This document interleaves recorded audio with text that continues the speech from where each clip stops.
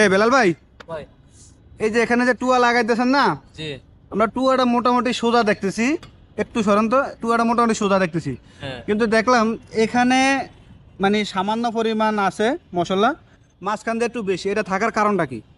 আঁকার কারণ হলো এটা আপনার এখানে হাফ ইঞ্চির আঁকাটা বেটার।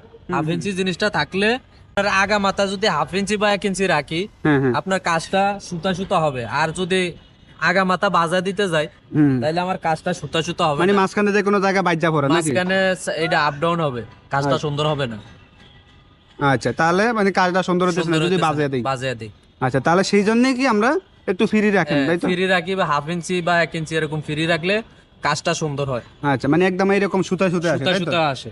আচ্ছা, যদি আপনি যদি সুতা না দিতেন, মাঝখান দিয়ে যদি ডাউন করে দিতেন, যদি বাজে দিতেন, তাহলে কিন্তু মাঝখানটা ডাউন হতো। মাঝখান দিয়ে ডাউন হইতো আর কাজটা সুতা সুতা হবে না।